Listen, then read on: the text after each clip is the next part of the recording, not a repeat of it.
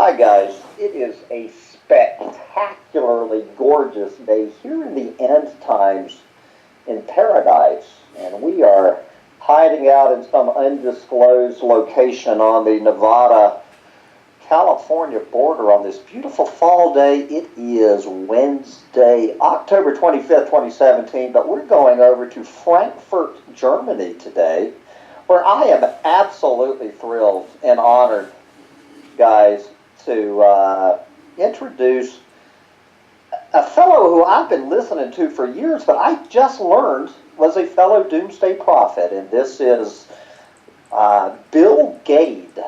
I think that is the way you pronounce it.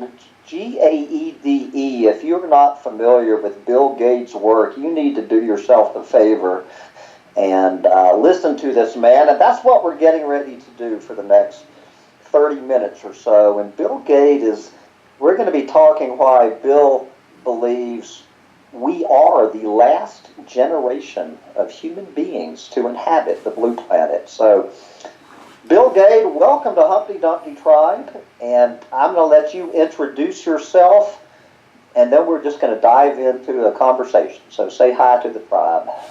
Hello, and my name is Bill Gaede. That's all I need to say. Gaede, okay. Yeah, some people say Gaede. In German, it's Gaede. So give us, as I say, I have no idea how to introduce this man. It could take 30 minutes just to introduce him. So introduce yourself in 60 seconds. Well, I don't like to say much about me. I'd rather concentrate on my theories and what I've got to say. And part of the reason for that is people usually go off on tangents on finding out who is he, what does he do, and this just clouds the issues. It's better to concentrate on what does he have to say.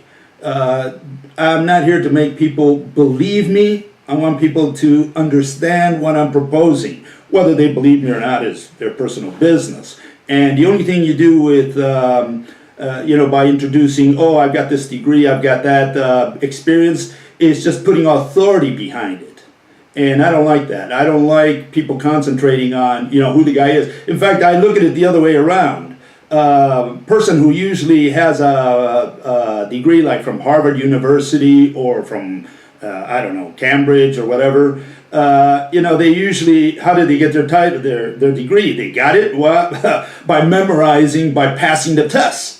Yeah, exactly. And that means you have to answer the questions on the test. Now, you might have your own opinion about how this world runs, but you better answer the question on the test right, the way the teacher wants it or the way the establishment wants it. And that means, they're indoctrinating you. Humans have worked their way, essentially, to a catch-22 situation where we created all these institutions and they become churches.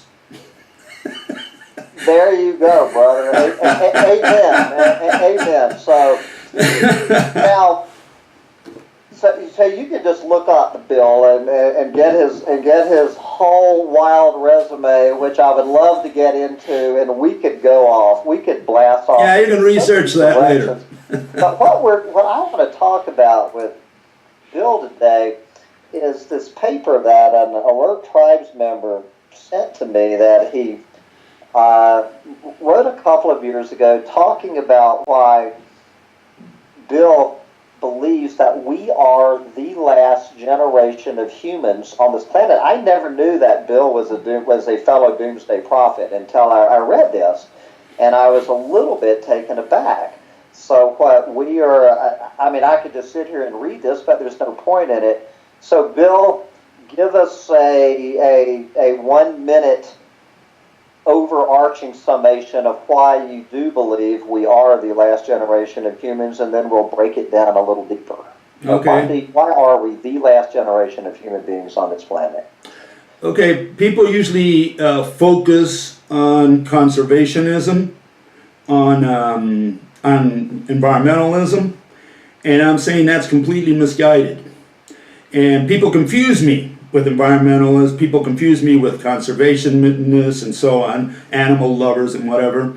And these are my enemies. I say we're gonna, the end of man is gonna come very soon, relatively very soon. Probably we're all going to see it here, maybe in a few months, in a few years, handful of years. And what I'm saying is it has to do with economics. It has nothing to do with environment. It has to do with economics. That's the bottom line. And then we can go into more detail. But I want people to focus on economics and not about, we're climate change, it's the polar caps are melting, it's got nothing to do with that. Okay, now, Bill, I know you're probably sorry to hear this yourself, and I know that my fellow I'm not going to sit here and debate or argue with this man. I would lose, okay? I'm not about to act like I could get into a battle of wits with this gentleman in front of me. So I'm going to exercise a rare ham-bun restraint and try to keep my mouth shut. And we're going to, what I call the economic end of this is I call it the shallow end of the doomsday prophecy pool. So we're going to swim around in this end. So give me, what is your vision? So you already said, did I hear you say we could see this in a matter of months? Well, when we talk about months, that's a lot. I'm not an astrologer. I cannot tell people when it's going to happen. I have my ideas, my estimates, but again, those are my opinions only. I don't like to concentrate on when. I'm just going to tell people what I think is going to happen. In other words, how the process, the mechanism of a mass extinction. That's what I like to concentrate on. What is your grisly picture of our near-term future as a global industrial economy? What is it that's going to bring this son of a bitch down once and for all? The global economy cannot grow eternally. And part of the reason for that is that the population cannot grow eternally. In fact, since 1963, the birth rate, the global birth rate, right? Because people say, oh, the Africans are spitting out kids. No. The global birth rate has been dropping steadily. And steadily is a very important word there. We were growing at 2.3% population-wise, right, globally. In 1963, we're only growing at 1% today, and by the year 2050, it is predicted that we're going to grow at 0%. There's going to be no population growth. So the population curve for the world is asymptotic. It's It's curving in such a way that it's concave, right? And that means that we're going to level off at some point, and population is not going to grow anymore. Now, what's the problem with that? That just in general terms, economics is based on demand, and if you don't have population demanding, you have no economics. There's a famous book, and just the title says it all: "Grow or Die." And if we don't grow, we're going to die. Now, that's in general terms, but you know what I like to do is first put it in the right context. Because people say, well, what is he talking about, you know? And how does this fit into science? I define science as rational explanations. I don't call it descriptions, I call it explanation. If you can explain something to me, you're doing science. A process, a mechanism, then you're doing science, okay? And the question is, you can only explain a consummated event, something that has already happened. I cannot explain the extinction of man because it hasn't happened yet. So you say... So you can just give us your best guess. Right, but but then the question is, how do we fit this into science if science is about explaining rationally, and there's nothing to explain because humans haven't died, it hasn't happened yet, what is there to explain? How do we fit this into science? Okay, that's the first issue. We have to put it in the right context. And what I'm saying here is that we have to find out what the mechanism is of extinction, of a mass extinction, specifically in this case, because that's the one I'm proposing for man. We figure out how mass extinctions occurred in the past. If we can figure that out, we project that onto man and say, well, what if this happened to humans? Do we have a way of avoiding that same mechanism, that same process? And if we can't, then we have the mechanism of extinction for man. That's the general thing that I'm trying to do here, okay? That's the context. So what have you come up with? I'm sorry? So what have you come up with? Okay, if you go into the internet and read books out there, you'll find out, for example, the most important or the most popular extinction is that of the dinosaurs. They're not around anymore, and they were these big monsters, and so they're very popular, right? And the number one theory, of course, most people know is the asteroid theory. I'll call it a theory, asteroid theory. Asteroid falls to Earth, kills the animals, and there's all these subsequent phenomena that happen on the planet, and kills the animals all over the planet, all the dinosaurs, right? That's number one theory. If you go to the Permian, I'm sorry? Do you buy that one or don't buy that theory? No, of course not. If you go to the Permian, they say it was volcanoes. And if you go to the Ordovician, farther back in time, they say it was a supernova. Those are the most popular theories. There are other theories out there, okay, but those are the most popular theories. And I'm saying it's all nonsense. First, because extinction has nothing to do with the environment or climate change or any of those things. What does it have to do with? And in order to get a feel for this, in order to understand, again, I'm not here to convince anyone. I'm not trying to sell anything from door to door. I'm just trying to get people to understand what the theory is. And so I begin like this. I'm saying if we were standing at the Cambrian, 540 plus million years ago, right? We were standing at the Cambrian and we look forward. We can predict, we can imagine, we can foresee that plants are regularly going to die, and they're going to be replaced by more advanced plants. For example, the ferns ruled the planet. We forget about this, but when we go to the layer of rock, we find the ferns, for example, in the Carboniferous period, right? Then came the seed ferns. They lasted all the way to the Triassic. Then came and I'm talking about those that ruled the planet. Those that had the most varieties and those that, essentially populated the planet at different points in time. And, okay, so then the ferns were replaced by the conifers, and then the conifers were replaced by the angiosperms, which is what we have today, the flowering plants. Okay? That's the big picture. Millions of years of ferns, millions of years of conifers, millions of years now of flowering plants. If we were standing at the starting line of the Cambrian, we can predict, we can foresee, in retrospect, now that we know all this, right? We can foresee that certain types of plants are going to disappear. They're going to be replaced by more advanced plants. But what happens to the animals that forged a relationship with these plants, that, had niches in all these different varieties of plants? Well, when the plant goes, the animal goes. Okay? So when for example, the Glossopteris disappeared at the end of the Permian, or when the Dicrodiums disappeared at the end of the Triassic, the animals that depended on that source of food, the herbivores, they died. And the carnivores that ate them died with them. The whole system collapsed. It was an ecological collapse. The ecological pyramid overturned. We have the many chasing the few. There's no food at the bottom. And so this guy tries to eat these guys, and these guys are not there, or they're not too many, and these guys try to eat the food, and there's no plants. So the whole pyramid collapses.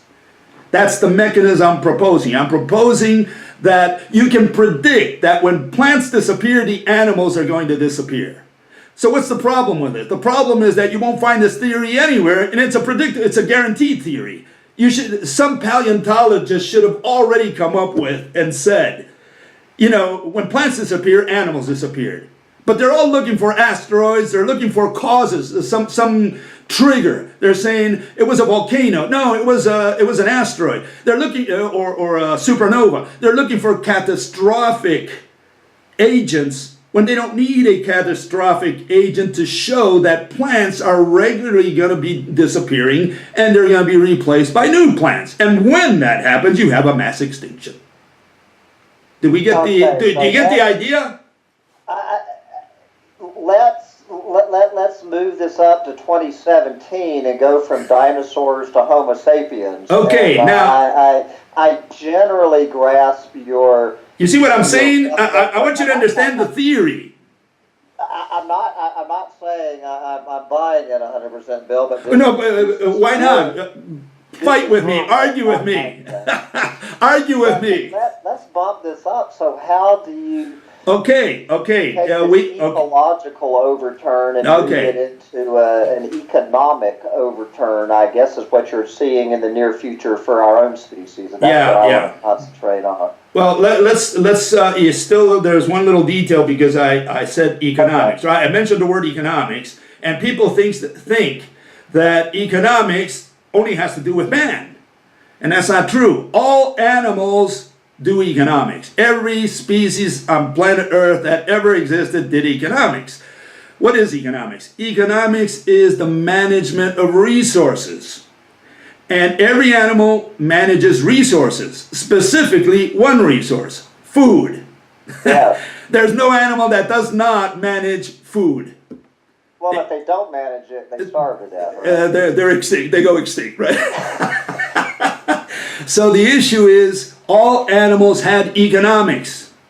Now what happened? The natural economics, the economics of a hunter-gatherer, like, say T-Rex, he was a hunter. All he did was kill some animal, eat them, and that's it. That's how he managed, his economics, right? And the herbivore, say a Triceratops, he ate, cycads, and that was his economics. And, of course, when the plants disappear, there's nothing more to manage, the economics collapses. Their economic system collapses. And I'm saying that same thing is going to occur to man, first. And second, I'm saying he can't avoid it. There's no way, all his intelligence cannot help him in what's coming. There's no way to avoid this. It's guaranteed that it will happen. There's nothing you can do about it. That's what I'm going to argue, okay? So what I'm saying is what? We have man. And we used to be hunter-gatherers just like everybody else. But then we went to a little more sophistication. We started having agriculture. After agriculture, we moved on to manufacturing. We started producing food in great quantities. Population increased. And eventually we ended up in the society we have today, which is a service economy. In fact, we're post-service now. I say we're in the unemployment society now. But that's a different issue. The point is that we are not hunter-gatherers anymore. We don't just go out into the field, kill an animal, and live one more day. That doesn't happen anymore. Maybe in some remote area of the planet, it's still happening to some degree. But people have moved on just about everywhere to agriculture. And agriculture today is also a small part of our economic system. It's a petty portion of our economic system from a labor standpoint and also from the point of view of what percentage of the GDP it forms. It's a small percentage in both places. Nobody pays any attention to food. Because you go to the supermarket and for some reason, for some magical reason, the food is always there on the shelf. All you need is some money, but the food is there. We take it for granted. It's always there. We do. And so we don't think about food. We think about love, we think about sex, we think about politics, football. Nobody thinks about food. We take it for granted. Food is all, if you raise the issue of food, are you crazy? And so this is the issue. The issue, we don't pay attention to food because it's a small percentage of our economic system. It's a small percentage of our labor, and it's guaranteed because we always go to a store and for some reason it's always on the shelf. We don't know how it got there. We don't know who produced it, who distributed it. It's just there by magic. It's in a can with a label. Wow. It's magic. It's magic. I love it. I love this. But see, all this stuff works because of something we call, let's see if I got some, maybe I have some still here.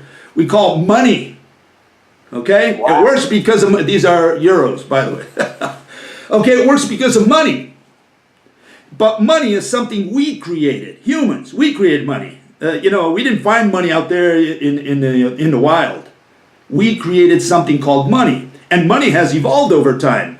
Initially, when we went from subsistence agriculture to commercial agriculture, we bartered. We traded maybe, corn for a chair. Carpenter did a chair better than me. I gave him some corn. He gave me a chair or whatever, right?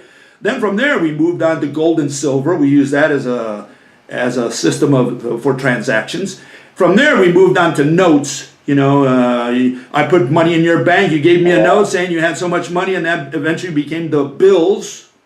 And then from there we moved on to what we have today, which is electronic money, which is so dangerous because now we have all this money out there.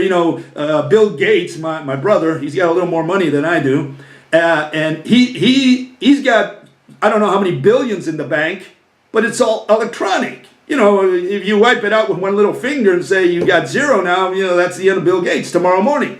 And then all it takes is one little button.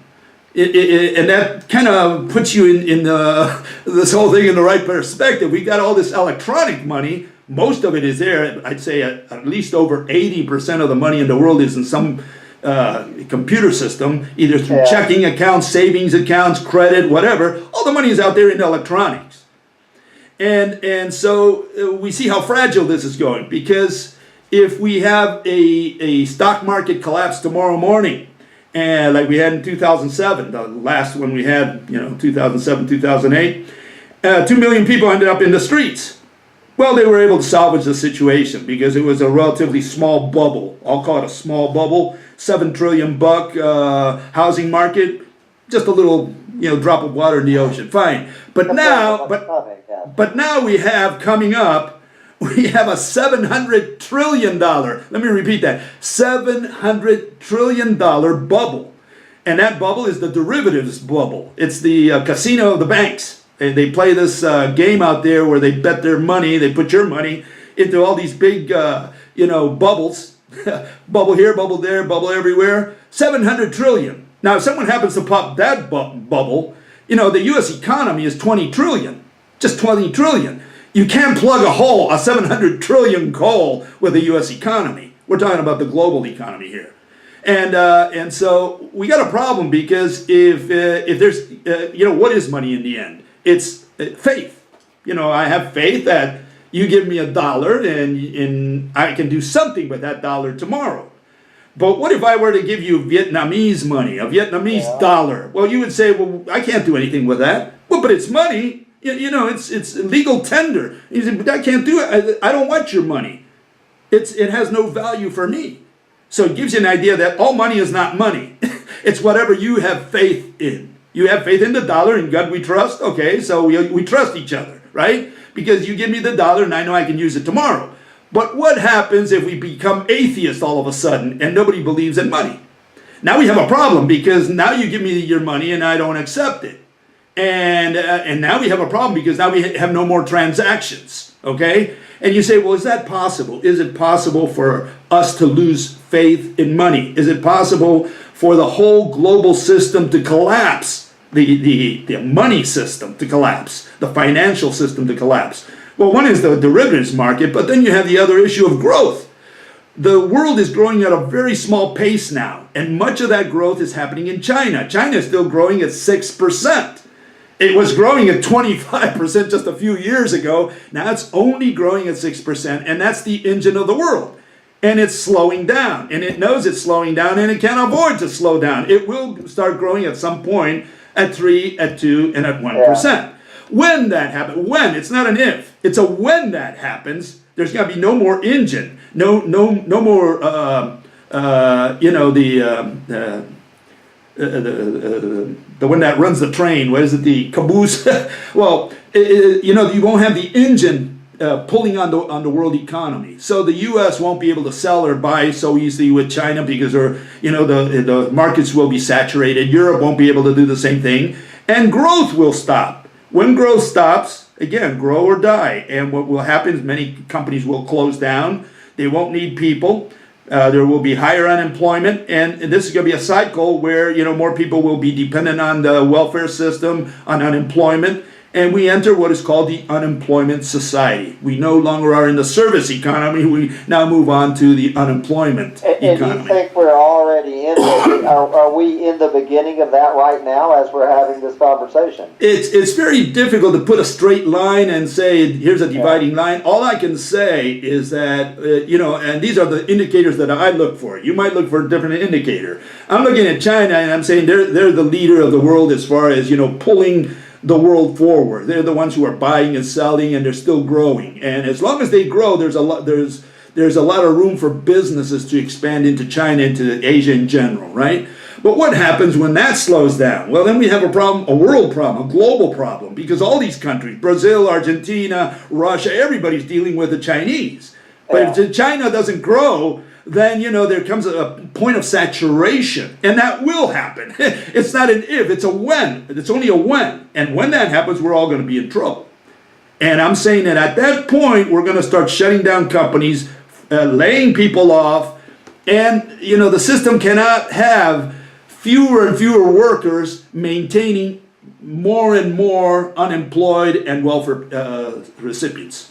That's where the problem's going to be. That the economy will crash. And when that crashes, what are we saying? What does crash mean? It means that money... What's it going to look like for the average guy going to Safeway, expecting his loaf of bread and his gallon of milk? Is it just the food's not going to be there? And then hold it. Let's back up a little bit. Hold it. No, it's not that the food's not going to be there. We got to look at it this way. First, they have to lay you off. So they lay you off so you won't have money. What's the purpose of money? Money is to pay salaries. Money is so that you can, you work, they give you money so that you can spend it again, and it goes in this circle. But what happens when you are unemployed, when you break that circle? The money now doesn't go to your, now it comes from the government as a welfare check or an unemployment check or whatever, right? And now you can go and spend it. But again, where does that money come from? Well, it comes from the people who work. They pull 10% out of your salary and pay the guy who doesn't work. That's how it works. It's a welfare system, essentially. And you cannot have a welfare system where more people are stuck on the welfare part and fewer on the working side. At some point, that system does collapse. And what I'm saying, when it collapses, at that point, we lose faith in money. Because, at some point, you're saying, well, what is money worth? You can't keep, like the governments are doing now, just creating money. They're creating money every day. They're pumping money into the economy, millions and millions and billions and trillions. And what happens? At some point, money starts diluted to a point where it has no value, especially if you complement that with unemployment and welfare. Because then the government is just producing money, extra money, valueless money, to give to the unemployed and to the welfare recipient. So money gets diluted. At some point, it's got to crash. It's got to reach a dead-end point. When that happens, it's going to be just a straight line. Nobody's going to, pay attention to money anymore. But when that happens, what is the incentive of a company to produce food or to distribute it to the cities? Suddenly these people have no incentive. What profit are you going to make if money is no more? It has no value. That's the issue. At some point, the economy is going to collapse. It will collapse. It's not an if, it will. And this is what people have a hard time understanding. They believe, no, money's always going to be there. No, it won't. So what's your vision of this, Bill? Is this going to be what some people call a stair step or a spiral down, or are you in the over the cliff overnight? We're gonna spiral to the cliff. We're going to spiral to the cliff, and then it's going to be straight down. One day we wake up, and because there's a panic that started maybe a couple weeks before, and it leads to this precipice, and suddenly, everybody just says, shit, money is worthless. And suddenly money has no value, and now the companies, they have no reason to produce food or distribute it. Now, if they don't produce a computer, distribute the computer, you don't care. But if they don't produce food and don't distribute it, then you got a little bit of a problem. So what is it going to look like that morning when we wake up? And what's it going to look like 1 week after that morning? Hopefully I won't be around. Hopefully I won't be around for that day. But I cannot imagine efficiency continuing to improve every day. We do innovation, we do invention every day. We are becoming more and more efficient. What does efficient mean? It means we can do things with less cost. But what is cost? Cost is labor. That's cost. You know, you get rid of people because you can do it with a computer, for example. You go to the airport and you do your own check-in. You don't need a check-in agent anymore. You go to the bank, you don't need a teller. You can go to the machine and get your money or put money in. You go to the supermarket and you do your own checkout, your own bagging, and you pay with a credit card. You don't need a cashier. So we're getting rid of people in key places where, in the old days, in the 60s, my days, you dropped out of high school, no problem. You go to the corner store and say, do you need a cashier? Yeah, come on, we need you. So you can go in as a cashier. You won't be able to do that in the future. You won't have these menial jobs in which to start your life at. If you drop out of high school, you're dead. You better go back to mommy and daddy to maintain you because you won't have any way of sustaining yourself. Well, I think you're seeing that already. People I know. We're already... 60 years old. We're entering the unemployment society. Now, are we there yet? I don't know. You have to remember something else. Governments fudge around with the data regarding unemployment. There's 6 different categories of unemployment. And, you got to know which one is which. Some include this, some include that, some don't include this, some don't include that. And they have these different categories. And, if we look at unemployment, a retired person, he's unemployed. We don't think of it that way. We say, no, he's retired. He's not unemployed. He's unemployed. He doesn't work, and you have to maintain him. Where's that money coming from? Is it from his savings? No. The guy who's working, they're taking money out of his paycheck, and they're giving it to the guy who's not working. We call him a retiree. But what's happening?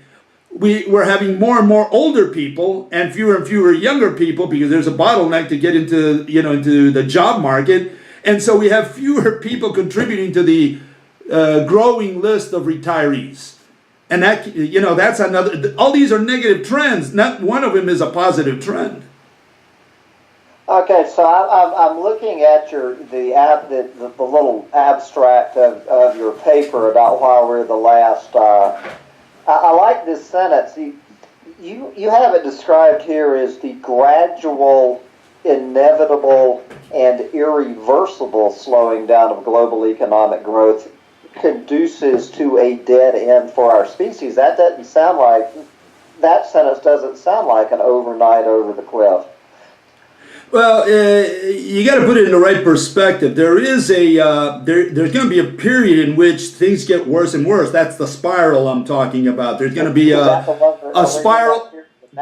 There's going to be a spiral of unemployment, less spending, less consumer spending, because if you're unemployed, you can't spend money. So in general, if a greater percentage of the population is unemployed, then there's less spending, there's less consumption. And what that does is trigger a spiral opposite of what happened in the 19th century. 19th century, there were new inventions, new products, and so people worked and they got money and they spent, and so the spiral was upwards. Now we're going to go into a downward spiral where, there's more unemployment, less money to spend, less disposable income, for example, right? And so, companies won't be able to sell, like car companies are having trouble selling right now. And so they have to lay off workers, and that creates more unemployment, and just the cycle goes downward. And that spiral goes through a certain period of time until it reaches a critical point where you are in front of the precipice and you just, fall down. So are you going to play the dangerous game of putting a year on that? No, because every time I mention a year, people say, but see, your prediction failed. I'm not an astrologer. I can only tell you the mechanism, and whether you buy it or not, that's, again, each individual knows whether they're going to accept the theory or not. I just want to explain what my theory is, first for the extinction of the animals in the past, and I'm saying that same mechanism is going to be applicable to man. That's how Mother Nature will apply it to man, and man has no way, with all his intelligence, with all his technology, he cannot overcome that mechanism, specifically because he has the intelligence to create technology which is causing the problem, because by creating technology and becoming and putting innovation into the workforce, we're making it more and more efficient. What does that mean? It means we get rid of labor. And what does that mean? We have more unemployment, more welfare. And it's a cycle. And that cycle is inevitable, and it leads to a crisis. Yeah, your last sentence, technology and intelligence are powerless to resist these. No antidote. They're not antidotes to extinction. It serves as an antidote to extinction. There's no antidote to extinction. Let me give you another, because people think that we are super powerful. We're not human. We're gods. We're eternal, and we have all this intelligence, so we're gods. And let me tell you something. We're not gods. And two things prove it to anybody who wants to look in the mirror. First, we age. We can't do anything about aging. And second, we die, and we can't do anything about dying. We will age, and we will die, and we must eat. And these are necessary things, or things we cannot avoid. So it's not like we can say, oh, you know, I'm so intelligent and I've got all this technology, all this, I can foresee the future, and I can live without aging, I can live without dying, I can live without food. You can't do that. There are certain things that are mandatory. And those are vital things, are where Mother Nature harps on extinction. That's where she goes. That's our Achilles heel of humanity. You know, the necessary things. But asteroids, if an asteroid doesn't come, does it mean we'll live forever? Volcano, if the volcano doesn't erupt, we live forever. If the supernova doesn't happen, we live forever? No, we will die. And you see this, you see this as 100% every living human being. I mean, from your scenario, 100% every single human being on this planet is gonna die because of the economic collapse, and there's not going to be little pockets of, you know, the guys who aren't as plugged into the system as you and I are, probably. No one's going to survive this. You fell short. You fell short. I'm sorry, but you fell short. You fell very short, because it's not only going to be humans that die.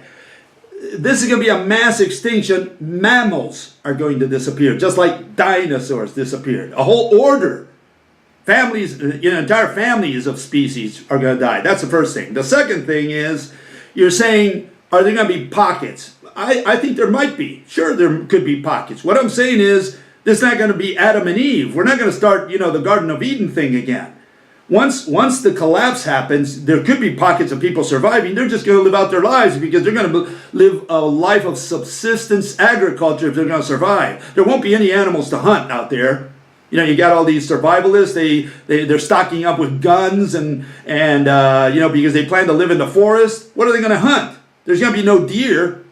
We're going to kill any animal that's alive. Anything, when the dinosaurs died, they say anything that was the size of a cat or a chicken or above disappeared. And so because you're going to eat everything. Take out the animals is the hungry humans. I mean, they're going to eat they're going to start with their dog. He's going to be the first one in the stew pot, and then it's worse. They're literally going to eat everything. It's worse. It's worse. Imagine people say, well, are those tribes in the middle of the jungles, are they going to also, they're not part of our economic system. But they're wrong. They're wrong. First of all, there are no lost tribes. We found them all. There's no lost tribes on the planet. And the tribe that we made contact with now has a cell phone. The shaman, the witch doctor, he's got a telephone in his hand. He can talk to Trump if he wants, right? And so these guys are not as lost, and they're not as backward as we think they are. That's the first one. The second one is, assuming there's a little tribe out there that still hunts, right? Monkeys or whatever, and that's what they eat. Well, what do you think the people who live nearby, like, I was in the jungles of Brazil, in the Amazon, and they took me to this place where, people are living in the Stone Age, okay? But these people, and some of them do hunt, and they catch their food, like we used to do 50,000 years ago. But what happens? Everybody in town, in the nearest town, in the civilized part of town, they know about them. And what do you think these people are? They're going to starve when the shit hits the fan? No. They're going to go out there and they're going to hunt the animals that these people hunt, if not the people themselves. So to say that these people are not going to be affected by our economic system over here is bullshit. The towns that are near where these people live, where these hunter-gatherers live, all these people are going to go out there and hunt the elephant, the giraffe, whatever they can find. You're not going to starve. You're going to try to survive. And once we've eaten every single one of our fellow Earthlings we share, then we're going to eat each other. I guess we're next on the menu. Dinosaurs died. Probably the last phase was cannibalism. I mean, let's be frank. You're starving. You're going to eat your neighbor before you starve completely to death. And that's the guy you played bowling with yesterday. So first you're going to eat your neighbor's dog, and once you've eaten the dog, then where do you go from the neighbor's dog? I mean, this isn't rocket science, right? It's not rocket science. It's human nature or animal nature. What do? We take care of number one. It's just normal. You're starving, you're going to do something about it. You can't say, it's easy to talk when you have your stomach full, but when it's empty, you do drastic things. Killing is not a problem. So you're very careful, and I knew you would be, not to put a year on it, but at the same time, you are saying we are the last generation. You mean the people alive on this planet today? There'll be a few more years of more people being born. What year is the last human going to be born on this planet?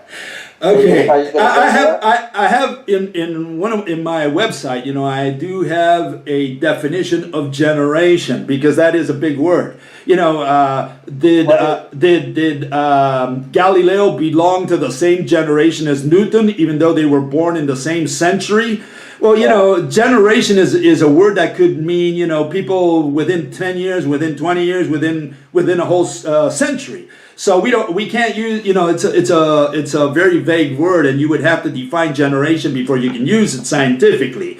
All I'm trying to say here is that, when I say we are the last generation, I could die tomorrow morning and I won't see it.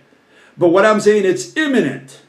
And by imminent, I mean that the global economy is very close to collapsing. By collapsing, I mean money disappears. That's what I mean by collapse. I don't mean what all these other nuts out there say when they say collapse and they don't know what they said. I'm saying it specifically. I'm defining it. Collapse means we pay no more attention to money. Money is no more. When money is no more, we're in trouble because our whole distribution, especially food distribution system, depends on money. So if we remove money from the equation, we got a serious problem. And I'm saying money will disappear. And that's where we have the problem with my naysayers out there, people who don't agree with me. They say, well, money can't disappear. Well, we created it. I mean, and so I go into this analysis of what possible means and what probable means. People confuse probable with possible. Possible is what we can do. It's a yes or no, black or white kind of issue. Probable is a, 1 to 100%. What is the probability? Well, 50, 60%. Is it possible that we throw the bombs at each other? Well, possible it is. I press the button, I can throw it. Physically, it's a yes or no issue. I can press the button. Will we? Is the probability. That's a different issue. Will we? Well, you might say, well, there's 90% probability. I might say it's only 10%. So probability is an issue of discussion. Whether something is black or white, whether we can or not press the button, that's non-negotiable. Sure, we can press the button physically. And the same way we can do with money. Can money disappear? Yes, money can disappear because we created it. We press the button tomorrow, all the politicians on earth get together, they have a huddle, and they say, let's destroy money deliberately. And sometimes you think they're doing that. So, we can, if we want to destroy money, we can all put our heads together and say, let's destroy money. We can do that if we want. We can do it. Will we do it? Now, that's a different issue. Okay, I see good Lord, we're already 45 minutes into this, which means I have an absolute max of 15 minutes left. I can't believe 45 minutes has gone by, so I always wrap up my interviews with a two-part question. I think you've already answered these two questions. I'll go over them again. I'm going to ask them again anyway.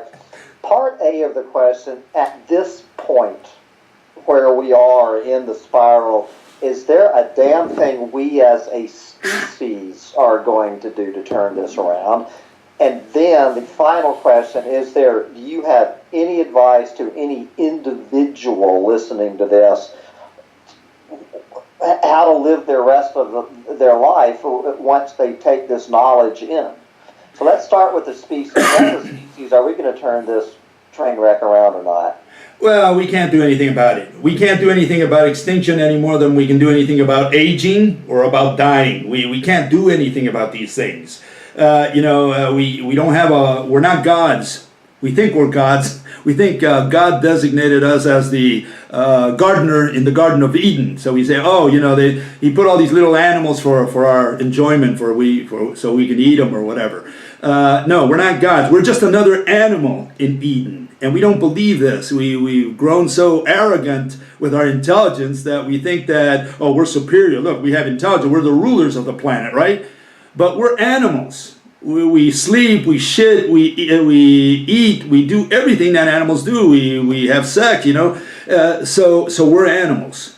And when we look at extinction, we have to look at the vitals. Sleeping, eating, that's where we have to look for extinction, because that's what Mother Nature has scheduled for us. And what I'm saying is all species age, something people don't understand so easily, and all species die, and there's nothing any species can do about it. That's the first question. The second question was whether the individual can do anything. Okay, you might as well pull your head out of your ass and understand that we're fucked. Is what I hear you saying. So and you can't, and it doesn't matter. What do you do for the rest of your life from this point forward, Bill? What do you do to live out the rest of your life with this knowledge without putting a damn bullet through your head? What's your advice to people listening to this? Well, people say I'm a pessimist, and I'm not. I drink beer and I drink wine, so I can't be a pessimist. I'm a realist. If I'm on the Titanic and the Titanic is sinking, I might have illusions that I might live, but fate will determine otherwise. I'll sink with the ship, and I got to be realistic about that. And the question here is, the first thing we have to forget is about all this environmental stuff. I don't care if the ice caps are melting, or I don't care if we kill, if they're poaching animals in Africa. In fact, I recommend it. I recommend that we get rid of all the dangerous animals like lions and alligators. We have no use for them. They're killing people, and what do we need them for? To look at them, to say the variety of nature, kill them all. I don't care, so I'm not an animal lover in that sense.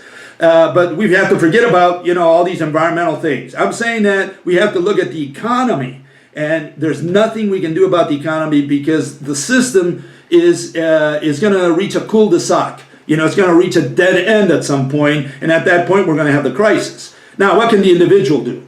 Well, the individual should do what I do. You drink beer day after day, and you'll live a great life. You have a great life day after day after. You live the moment.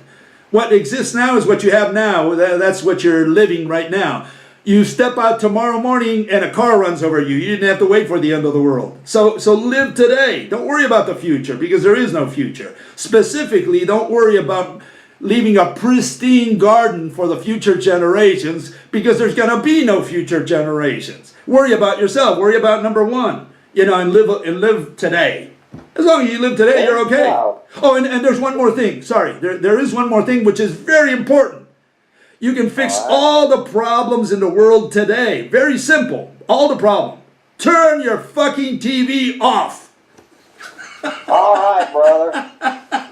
There you go. If you turn it off, you're going to live a happy life. But if you turn it on, you're going to worry about what's happening in Africa and what's happening in Afghanistan. What's that got to do with you? Well, it's amazing. Like every single person I interviewed, from all across the spectrum, they end up with the same advice that I do too. Get out there and enjoy. Once you take this knowledge in, it really does make each and every day more special. I mean, Yeah. get out there and enjoy. Breathe the air. life you still can.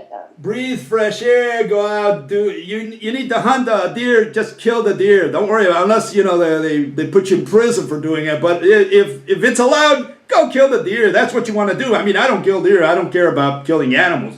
But I mean, if there's a poacher, I don't care if he kills a lion. Who cares?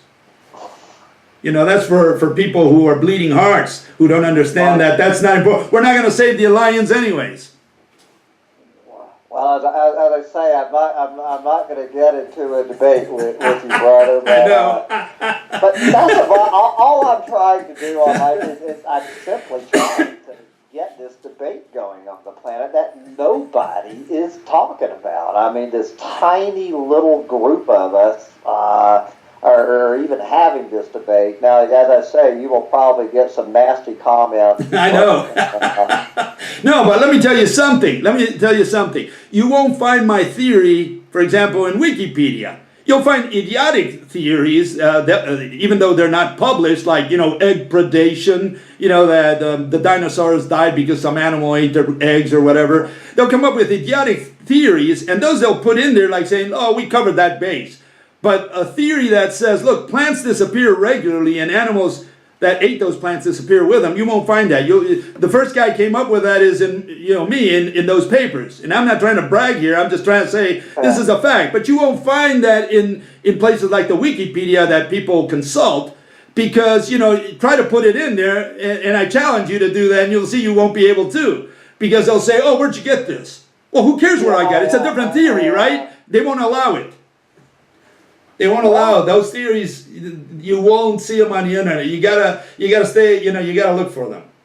You gotta come down to Humpty Dumpty tribe to find this theory. So, well, anyway. Yeah. So let's get now.